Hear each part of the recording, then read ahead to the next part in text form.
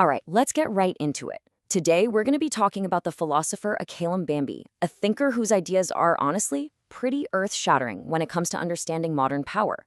We're going to unpack his big concepts on sovereignty, life, and yeah, the ultimate political tool, death itself. And it all really boils down to one single, incredibly powerful question. So, who gets to decide who lives and who dies? I mean, really think about that for a second. Mbembe's entire body of work kind of orbits this one question. It sounds so simple, right? But once you start trying to answer it, you begin to see the hidden machinery behind global power, everything from colonial history right up to the conflicts we see today. And this brings us to his most famous concept, his big answer to that question. He calls it necropolitics, which, literally means the politics of death. For Mbembe, the thing you have to grasp is that the ultimate expression of power, of sovereignty, isn't just about making laws. It's about having the capacity to control who gets to live and who is forced to die.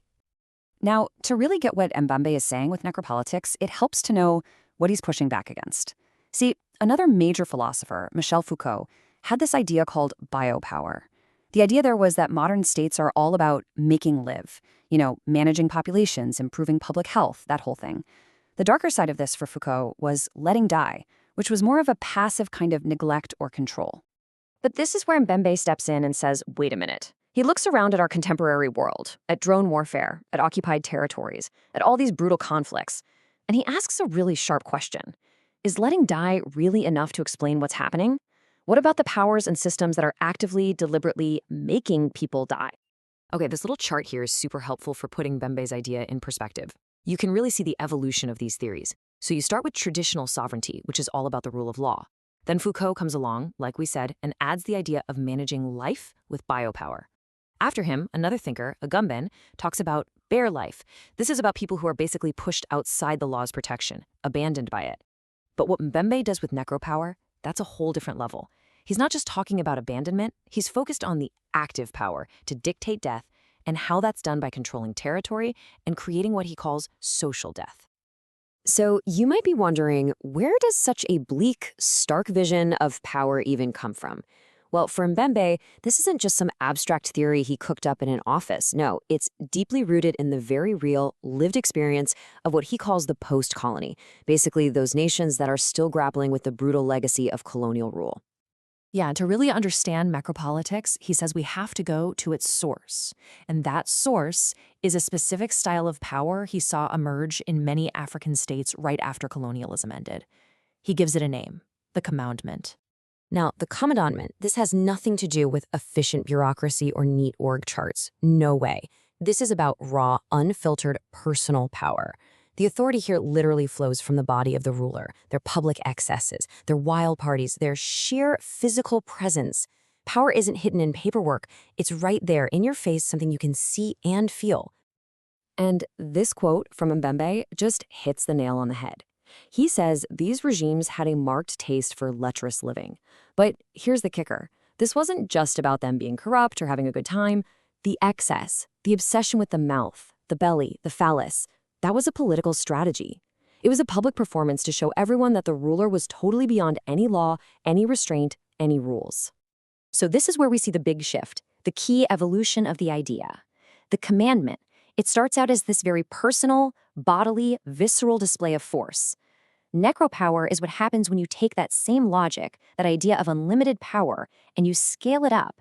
It becomes structural, it becomes systemic. The focus moves from the despot's individual body to the control of entire territories. So how is this new, scaled-up control actually put into practice? Well, Mbembe points to some really specific, brutal tactics. Things like chopping up territory with checkpoints and walls to make movement impossible.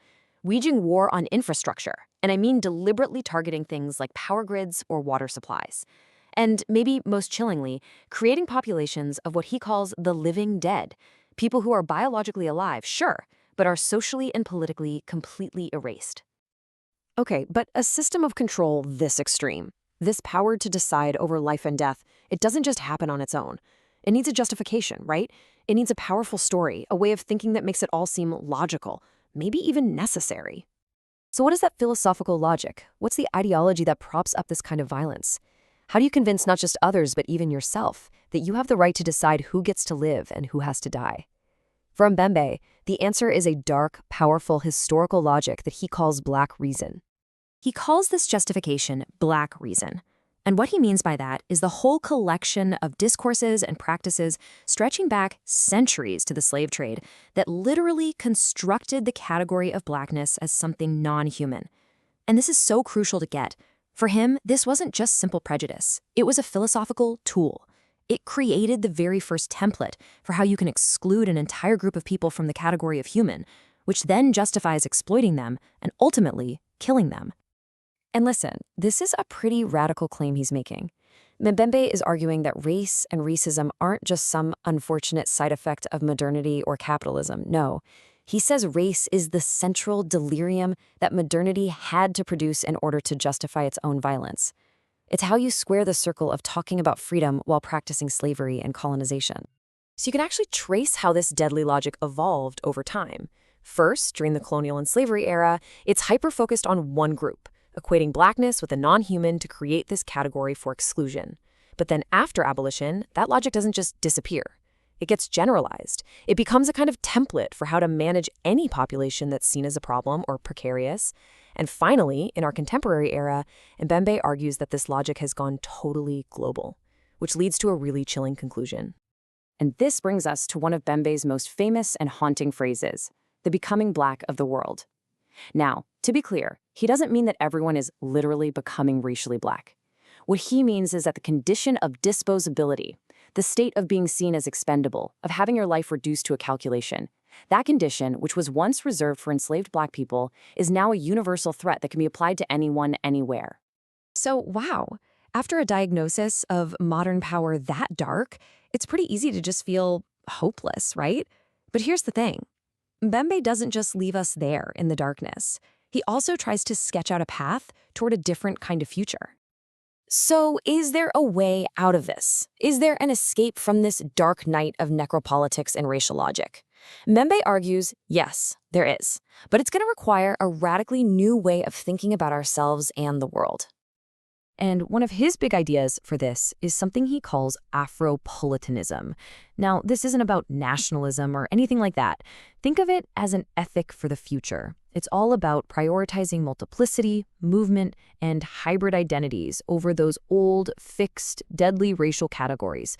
It's a kind of cosmopolitanism from below, embracing the beautiful, messy reality of how people actually live. So what does this path forward actually look like? Well, he lays out a few key steps. First, we've got to decenter our thinking, move beyond this idea that Western or European thought is the default for humanity. Second, we have to actively decolonize knowledge itself, creating new ways of understanding the world. And third, and this is maybe the most radical part, we have to start recognizing the vitality in the non-human world. It's about building an ecological ethic that pushes back against the idea that the planet is just a resource to be extracted. So what's the end game here? What's the ultimate goal of all this? It's about trying to create a humane and really an unconditional relationship with difference. It's about finally, decisively moving beyond that imperial frame of mind that always needs an other to dominate and control. And that really brings us back to the question that's at the very heart of Mbembe's whole project. After diagnosing a world built on the power to kill, he leaves us with this. He asks, can we found a relation with others based on the reciprocal recognition of our common vulnerability and finitude? In other words, can we build a new world not on power, but on the simple, shared fact that we're all vulnerable, that we're all mortal? That's a pretty profound thought to leave you with.